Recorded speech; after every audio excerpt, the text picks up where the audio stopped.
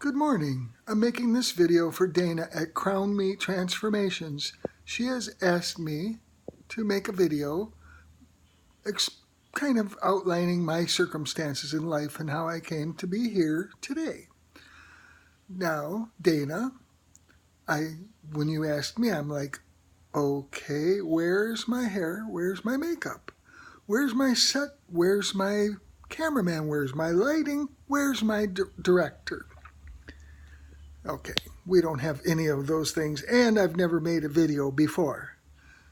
But here it goes. I was born in 1954. That was kind of the dark ages.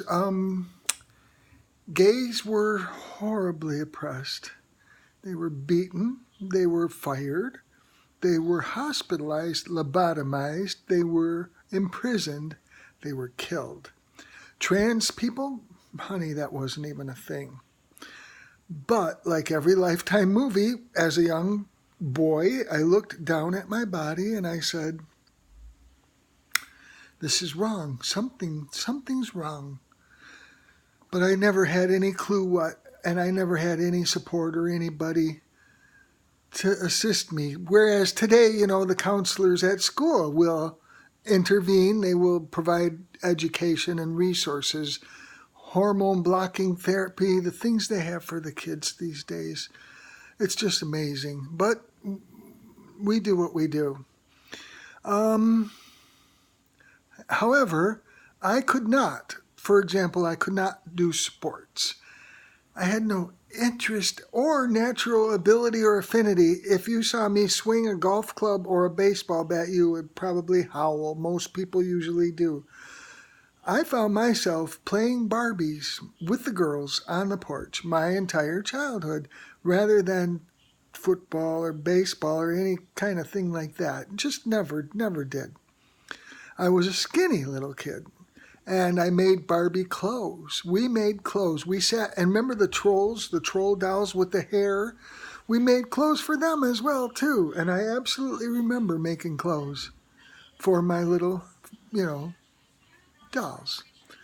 So that was kind of how that went until I was 16.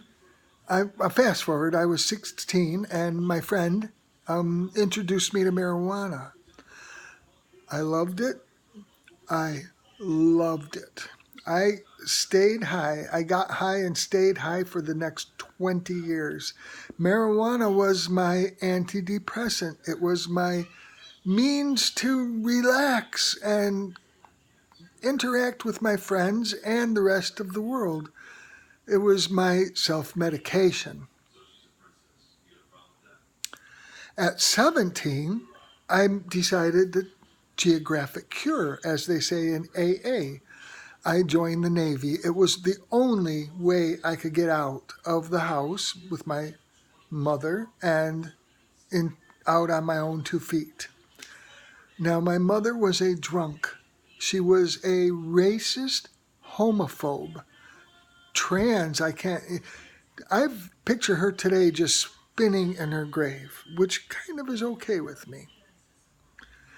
So I joined the Navy and I hung out. Oh, the Navy in their ultimate wisdom sent me to operate a desk in San Diego. I was a titless wave, I'm sorry. That's what we were called. I was a personnelman. I was a secretary is what I was. And for the next 4 years, I manned a desk and I was a secretary from 9 to 5, Monday to Friday. After work and weekends, I went into San Diego and played in the hills and the parks and the beaches. It was amazing duty. There were gay people in the Navy then. Even this is before Don't Ask, Don't Tell, like 72, 73, 74. But there was out gay people and closeted gay people. I was cordial and personable, friendly with everyone, but I did not hang around with them. I hung around with the stoners. Like Cheech and Chong, like Bill and Ted's Excellent Adventure, that was who I was, and that's what I did with my life at that point. Well, that was fun. It was fun duty. It was good duty. And when I came home, I got a job And of course, and one of my coworkers was a very effeminate man. One day I asked him, "Are you gay?" And he cried. He cried. And he was like, and I'm like, "It's fine. It's all good." He took me to my first gay bar. And now it's like the mid to late 70s. Gay bars in Cleveland, there was like 10 or 15 and they were hopping. And the music, disco was king, disco was queen at that time. And I can still feel it, the beat thumping in my chest, the bars, the lights, the sound, the poppers on the dance floor, and everything, the drugs, the sex, the cocaine. Oh my goodness. The sex, there was pig rooms. If you've ever seen Torch Song Trilogy with Harvey Fierstein, he explains the pig rooms, but he goes into one and he's appalled. He's as appalled as I was. I want you to know, even as a boy, I was a good girl. No man whore, nobody looking for a one night stand ever. I never, ever. They had to woo me, they had to win me over, they had to show me that they would be there next week. And so I had boyfriends and I had relationships and I went from one to the next, dating as anybody does. And I just, but this is also the time of AIDS. And I suppose today that this is the reason that I survived. So many of my friends, people just died all around me. I don't need to go into that here. It's just so well documented everywhere. But I was blessed to come out of that intact. But what happened was it wasn't me. Oh, and I announced to my friends, by the way, now I'm gay. And everybody said, "Of course you are, honey," because I'm also effeminate. But I knew something was still not right. It just wasn't right. So I left the gay scene and returned to the mainstream culture. A friend of mine said, "I know this girl, you and her have so much in common."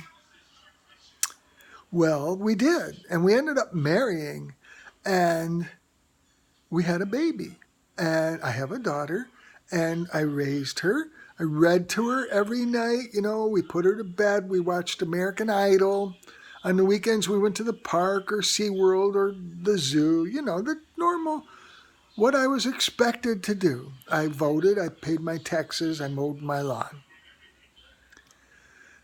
But I was depressed, so depressed, just never understanding why. I went through therapy, I mean, a lot. And I still go to therapy today. I'm like Woody Allen, or Barbara Streisand, you just don't finish, I don't think, ever, not really. Anyways, I learned about depression. I learned that I have clinical depression, not the event-driven, but just always there. Well, ultimately, like a few years ago, I had a stroke. And in my recovery, they put in 10 stents. I have 10 stents around my heart. And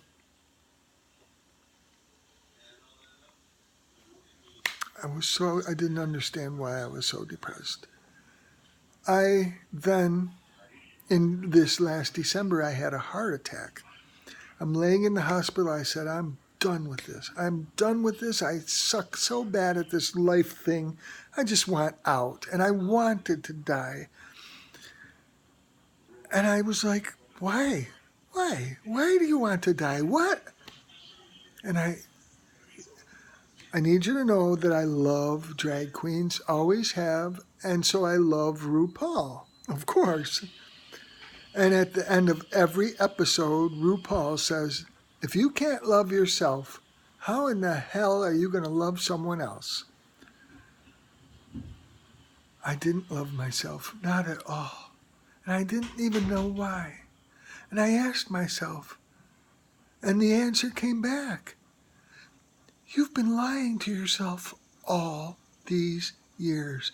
Sadly, I'm 65 years old. My life, I'm a woman. I said I'm a woman. And I realized that I've always, always, always been a woman. I've just been lying. So I said, I'm done. I'm done lying. I sat up in the hospital bed, Christmas, just last Christmas, 8 months ago. I said, hello, world. I'm a woman. I told my wife, I'm a woman. I told my daughter. I told my doctors, my nurses, anyone that walked by the room, hey, I'm a woman. I have lived as a woman every day. I never went back. I dropped my old name. I dropped my old boy person. And today I'm JL. And that's who I am. I'm so happy today. A weight is lifted off of me.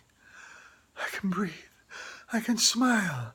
I can love life. I can love myself. And because of that, I can now love you. And I do. Every single day is an absolute blessing. I'm active in the LGBTQ community. I'm active in their local center.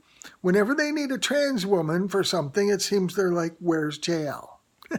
And because I'm a ham bone and I'm not too shy to sit here and talk to you or go on a stage and talk to strangers about my situation, I just do. It's fine and I love it.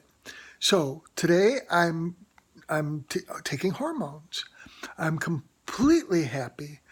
I'm getting my own place like this month, a little one-bedroom senior assisted living, and I'm happy. It's a blessing. They found after my heart attack that I have an aortic aneurysm. I don't know what that is. Perhaps you do, but I understand it's not good. My prognosis, I may have 3 months to live. I may have 3 years to live.